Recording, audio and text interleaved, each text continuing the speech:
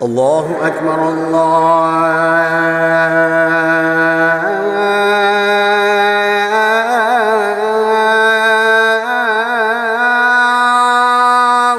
اکبر ہوگا درود و سلام کی برکت سے. ایک بار پڑھنے سے 10 نیکیاں ملے گی تمہیں درود و سلام کی برکت سے. 10 گناہ معاف ہوں گے درود و سلام کی برکت سے. 10 درجات بلند ہوں گے درود و سلام کی برکت سے. یعنی کیا میں بتاؤں، ہر چیز ملے گی. مختصر میں بتاؤں گا آپ سب سمجھدار لوگوں کے لیے. ہر چیز ملے گی. مولا ملے گا، مولا اللہ خوش ہوگا درود و سلام کی برکت سے. خیر درود پاک پڑھی. اللہم صلی علی محمد وعلی آل محمد وبارک وسلم. اپنا نام و نشان مٹ جاتا ہے، لوگ یاد کرتے ہیں درود و سلام کی برکت سے. ایک چھوٹی سی بات یاد آئی ہے، درود شریف پڑھے. اللہم صلی علی سیدنا محمد نور الانوار وسیر الاسرار وسید الابرار. شیخ معین الدین عربی فرماتے ہیں اپنے رسالہ میں، آپ فرماتے ہیں میں سچ کہتا ہوں اللہ کی قسم. آپ فرماتے ہیں میں نے اسپین میں ایک مرد مجاہد کو، ایک عاشق کو دیکھا. وہ عاشق لوہے کا کام کرتا تھا، لوہے کا، اور کبھی جوتا سینے کا کام کرتا تھا. لوہار بھی تھا، موچی بھی تھا. لوگ لائن لگاتے تھے جوتے چپل ٹھیک کرنے کے لیے، اور لوگ لوہا کی دکان پر جاتے تو لائن لگاتے تھے اس کے پاس کام کرانے کے لیے. مگر اتنا عاشق رسول، اتنا عاشق رسول، اتنا عاشق رسول، سبحان اللہ. میں کہوں آپ درود پڑھ لیجئے گا، میں کہوں تو سبحان اللہ. اتنے عاشق رسول میں بھی پڑھوں گا. اتنا عاشق رسول. جوتے سیتے ہیں، کوئی جوتے والا کوئی کام کرنے کے لیے آتا ہے، چپل ٹھیک کرانا، جوتے ٹھیک کرانے، یا لوہا کیا لوہاری میں لوہا ٹھیک کرانے کے لیے کوئی کام دینے کے لیے آتا ہے. اس کے پاس کھڑے رہنے سے، ہاں کھڑے رہنے سے اس کے پاس، اس کے دل میں، دل اس کا درود پڑھنے لگتا ہے. کمال ہے. اس کا سامنے والے کا دل جو ہے درود محمد وعلی آل محمد وبارک وسلم. لوگ سوچتے یہ کیا ہو رہا ہے میرے دل میں، میری زبان میں بھی آ رہا ہے کیا.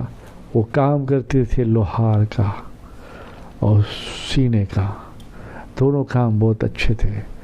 لوگ پوچھتے تھے کیا کہتے تھے، لوہا اس لیے ٹھیک کر رہا ہوں کہ ہمارا دل لوہے جیسا نہ ہو جائے، کہیں ایسا لوہار مل جائے تو ہمارا دل ٹھیک ہو جائے. مگر ہمیں لوہار تو نہیں ملا، مگر ساری دنیا کو پیدا کرنے والا رب جو ہے، رب کے محبوب جو ہے، رب کے حبیب جو ہے، وہ ہمیں مل گئے. ساری کائنات کی دولت ہمیں مل گئی. اور سینے کا کام کرتے تھے، سوئیاں دھاگا ہاتھ میں ہوتا. لوگ کہتے ہیں یہ کیا کام کرتے ہیں. آپ فرماتے ہیں لوگ آتے ہیں تو اس کے جوتے چپل سی کر، درود پڑھ کر اس کے عیبوں کو بھی سی رہا ہوں تاکہ اس کے کو ظاہر نہ ہو. اللہ درود و سلام کے صدقے چھپا لے. میرے درود پڑھی ہوئے کی برکت سے، یا میرے پڑھے ہوئے درود کی برکت سے نہیں، تو جو میں درود پڑھتا ہوں اس درود کے صدقے اللہ ان کے گناہ چھپا لے. یہ دونوں نیت اس کی خاص اخلاص کی تھی، اللہ کے رسول کے لیے تھی.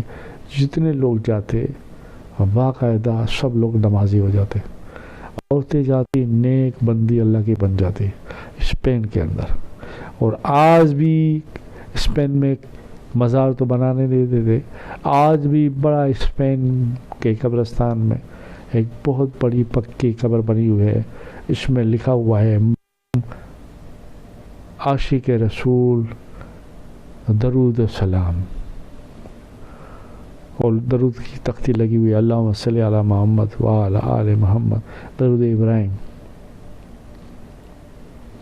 تو یہ ہے درود و سلام کی برکت.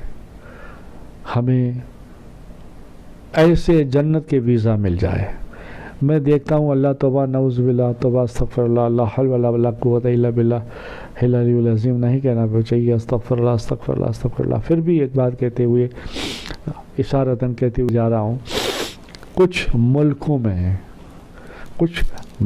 میں پنجتن کے نام، 12 امام کے نام، یا ایسے نام جیسے 4 یار کے نام، ایسے نام والے اگر کوئی ہوتے ہیں تو یہ کچھ ملکوں کے لوگ، مسلم ملکوں کے لوگ اس کو ویزا نہیں دیتے. نام دیکھتے ہیں، وہ کہتے ہیں یہ سیاہ لگتا ہے، یہ سنی لگتا ہے.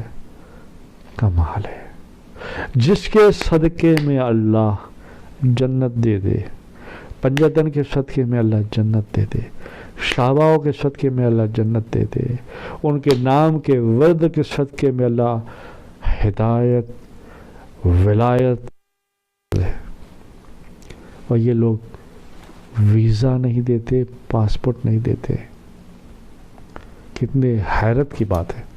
اللہ ہدایت دے، سب اللہ ہدایت دے، اللہ سب کو ہدایت دے. درود پڑھے اللہم صلی علی محمد وعلی آل محمد دائما ابدا کثیرا کثیرا یا ارحم الراحمین یا ارحم الراحمین. ایک اور توبہ کی بات میں کہہ دوں تاکہ مضمون پورا ہو جائے اور اذان بھی نہ ہو جائے فجر کی. حضرت کعب ابن احبار اپنی کتاب میں لکھتے ہیں کہ ایک آدمی تھا بنی اسرائیل کے زمانے کا. وہ کسی طوائف کے ساتھ گناہ کر کے وہ کہیں دور تھوڑے پانی کے نہر تھی، اس میں نہانے کے لیے چلا گیا. اب جیسے نہانے کے لیے اس نے ڈبکی ماری، چھلنگ لگائے، تو دور نہر سے وہ نہا رہا تھا نا، تو دور نہر سے نہر میں پانی میں ایک اچھال آیا. کیا؟ ایک موج آئی، اور موج کے ساتھ اس نے دیکھا ایک آواز آئی. کیا آواز آئی؟ بنی اسرائیل کے زمانے کی بات کر رہا ہوں.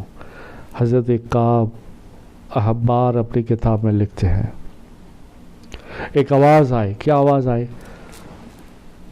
اے گنہگار انسان، گناہ کر کے تو آیا اور توبہ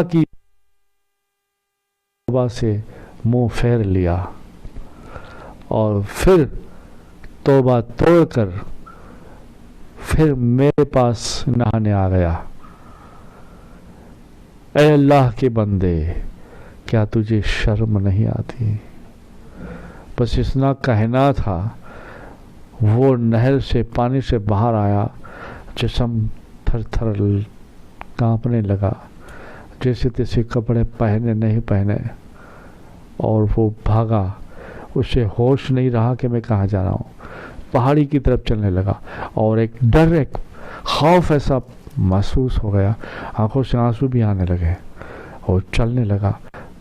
ہوش نہیں رہا کہاں جا رہا ہوں، پہاڑی کی طرف چلنے لگا.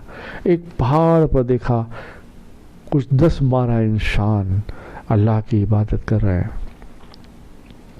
وہ اس کے پاس جا کے بیٹھ گیا، اور وہ بھی اللہ اللہ کرنے لگا.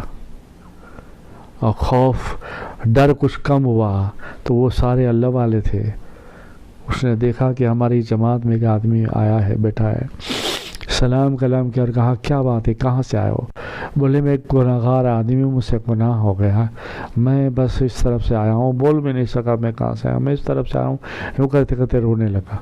لوگوں نے اس کو سمجھایا، بڑا دلاسا دیا، بڑا حوصلہ دیا، اور کہا اللہ کریم، ہم موسیٰ نبی کے ماننے والے، موسیٰ کلیم اللہ کا واسطہ و صدقہ دیں گے، اللہ اچھا کرے گا. وہ بیٹھا رہا. انہوں نے اس کو بٹھایا، کھلایا پلایا، اور کہا جب تک تمہارا دل ہے رہو. مگر اس سے کیا معلوم تھا کہ یہ کون ہے، اللہ اس سے کتنا خوش ہو گیا ہے. پھر کچھ وقت رہا وہاں، اور شہر میں کچھ جو ہے قحط پڑ گیا، اور بہت چاروں طرف سے پریشانی ہونے لگی. شہر سے کچھ 12 میں سے 2-3 آدمی کہیں شہر جا کر سامان وغیرہ کھانے پینے کا لینے آنا جانا کرتا تھا، تو اس نے بھی کہہ دیا اب شہر میں زیادہ چیزیں نہیں ملتی ہے تو مہنگی ملتی ہے، اور ہماری اوقات نہیں ہے کہ اتنا ہم لے سکے، تو ہم بس ہم تو اللہ کے راستے میں نکلے ہیں۔ وہ ایسے راستے سے نکلے تھے، کچھ نہیں تھا، اور آج تو ایسے بھی اللہ کے راستے میں لوگ نکلتے ہیں کہ شام ہوتی ہے تو بریانی بن جاتی ہے، شام ہوتی ہے تو مرغ بن جاتا ہے، اور روٹیاں بھی آ جاتی ہے ماشاءاللہ۔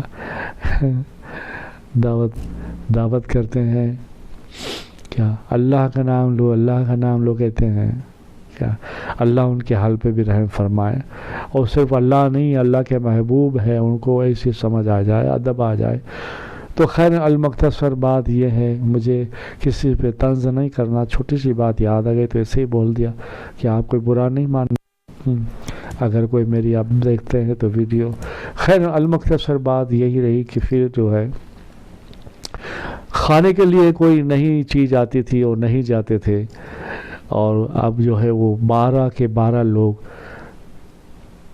وہی جنگل بیابان میں پہاڑیوں کی طرف پتے وغیرہ جمع کرنا، ایک دوسرے نے جمع کیا، ایک دوسرے جمع کرتے رہے، پھر پتے وغیرہ کھاتے رہے، پتے بھی ختم ہو گئے تو وہ 12 کے 12 کہنے لگے اب نہر پار کر کے، یعنی پورا نہر، بہت بڑے نہر، سمندر جیسا بہت بڑا نہر، مطلب پار کر کے اب اس پار جائیں گے، وہاں دیکھیں گے کیا ہے، اب کھانے کا کچھ نہیں ہے اس لیے جانا ضروری بھی ہے۔ خیر المختصر وہ جب جانے لگے تو وہ آدمی جس نے گناہ کیا تھا طوائف کے ساتھ، فاحشہ عورت کے ساتھ،